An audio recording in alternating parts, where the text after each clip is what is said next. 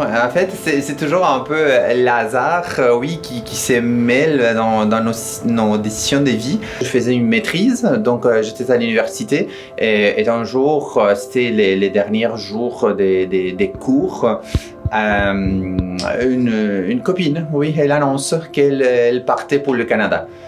Et là, ça a été comme un coup de foudre. Oui, je me suis dit, quoi? Elle part où? Au Canada?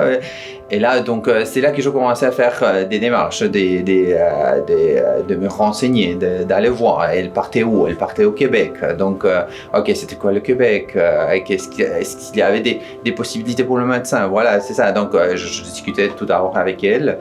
Bon, je me suis engagé. Donc, je me suis dit, OK, d'accord, je l'ai tenté moi aussi.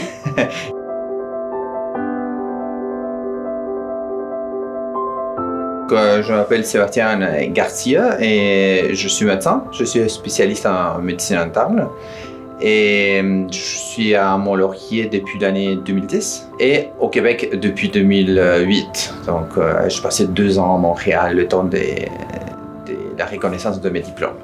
J'ai passé 2 entrevues, La Tuque et Mont-Laurier. Et là, donc, je visitais La Tuque, je passais une fin de semaine là-bas et même chose ici.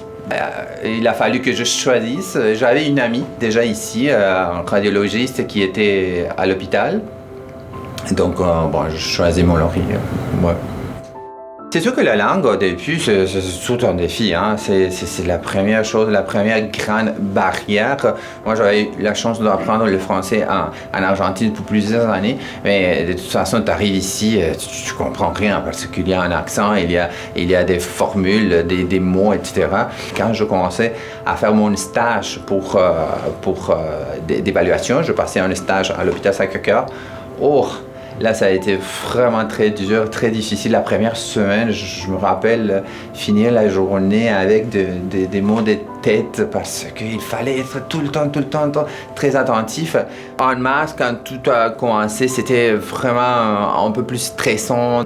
C'est sûr que le principal changement a été dans la clinique externe, dans le bureau, le fait de ne pas pouvoir voir le patient, les consultations par téléphone, ça a été un peu difficile. Je t'avoue que si j'avais une chose à te dire du point de vue professionnel, donc du point de vue négatif, c'était les consultations téléphoniques. Je les ai trouvées ardues, difficiles, il n'y a pas le regard, oui, donc cette complicité, le fait de te joindre avec ton patient, de regarder dans le visage, il y a beaucoup d'informations que tu aperçois. Et là, à présent, c'est sûr que c'est plus la fatigue, le fait d'avoir des restrictions.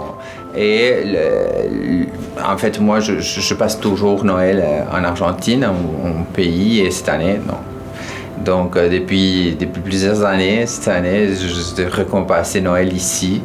Et bon, donc, ça, c'est quelque chose de dur. Mais par contre, du point de vue positif, la COVID m'a apporté une alliance. Ouais. Parce que avec mon copain, finalement, on a décidé de se marier. Bah, on avait le projet de se marier en juillet, mais lui, il n'a jamais pu retourner en Argentine à cause de la COVID. Donc, on s'est marié en juillet, finalement, avec une petite réunion, oui, avec des amis, et ça a été super le fun.